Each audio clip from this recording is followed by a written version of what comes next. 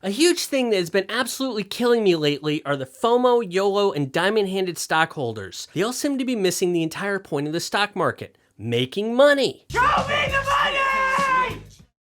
My name is John Ross with Finance on a Budget. In this video, I want to focus on the topic of making poor financial decisions because making emotional decisions while gambling on the financial stock market is a bad idea. If you follow meme stocks like GameStop, AMC, or even Tesla, you can buy at whatever the current price is and then diamond hand it for the next few months if you want. But last month, I made almost $6,000, and this month I made $4,000. And no, I don't do option trading. I actually buy and sell the stock that I own for a period of time. While I do keep a stack of stocks to diamond hand with the apes just in case, I'm an active swing trader buying and selling at key points during the week while following some basic principles. I figure I'll be pissing off a bunch of young apes and skilled traders, but still I gotta pay the rent and Biden isn't gonna keep handing out free money forever. Since this makes money, I simply rinse and repeat. How I used to make money from stocks.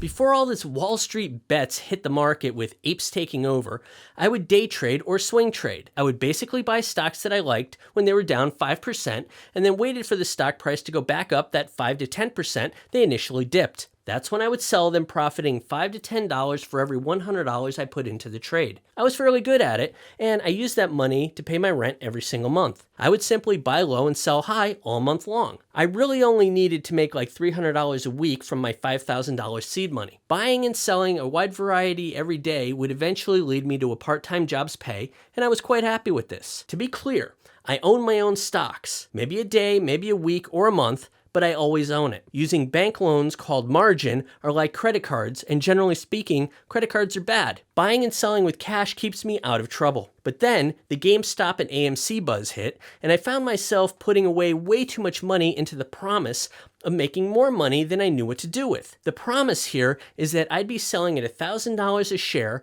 and buy a house with cash. This would be simply amazing, and I'm more than happy with that. The ultra promise was that one day I could sell them for $10,000 a share, and then I'd be a multimillionaire, instantly retired. But in the meantime, I've got a big problem. I stopped making $1,200 a month for my rent and instead turned into a diamond hander. As the price of these stocks fluctuated by 10 to 20% day in and day out, I was still holding onto that promise. I'm not saying it won't happen, I'm just saying I still needed to pay the rent on the first, and diamond hands weren't going to help me with that.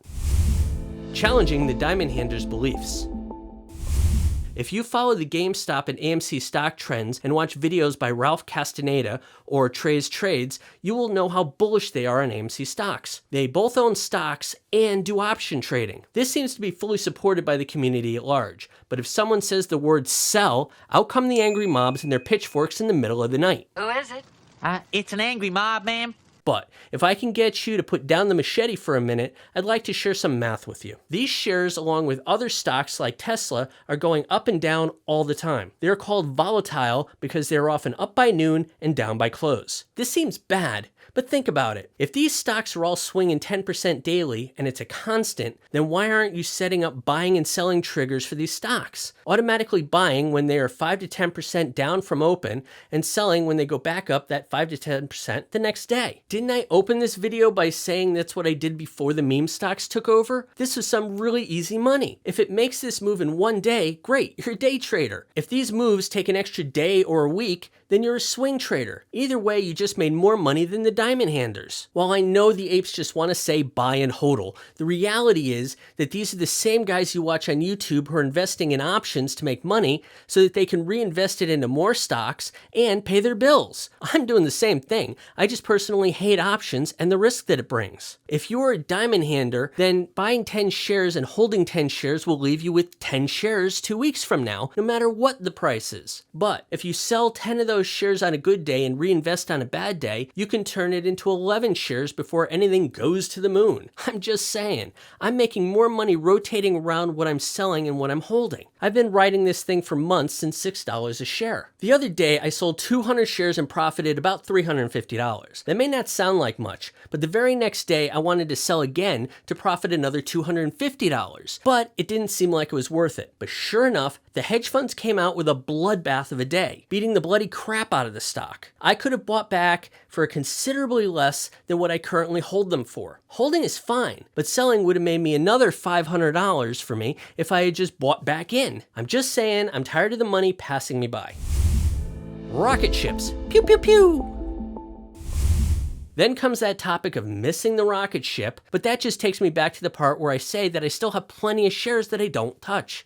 Those shares will still take me to my main goal out of all of this, which is to buy a house with cash. I have videos on here where I talk about how these straight up stole my home from me and I want another one back. Preferably a 2-family so I can use the property for long-term income, but that's a house hack that I'll be covering in an upcoming video. If you have plenty of money to cover everything in your life, then by all means, buy and hold. If you like the idea of using profits to turn more profits, understand what I'm doing, and are willing to sacrifice some of the promised money from the squeeze with regular and repeated income, then this is a great way to get in and out of your position quickly while making money as you go and not taking on too much risk as you do it. If you actually made it to the end, I have a second part to this video for you filled with a ton more information. If you could give this video a like, that would be amazing. Subscribe and ring the notification bell if you want to be notified about my new videos and when the second part will be available. If it is available, then the link will be above right here.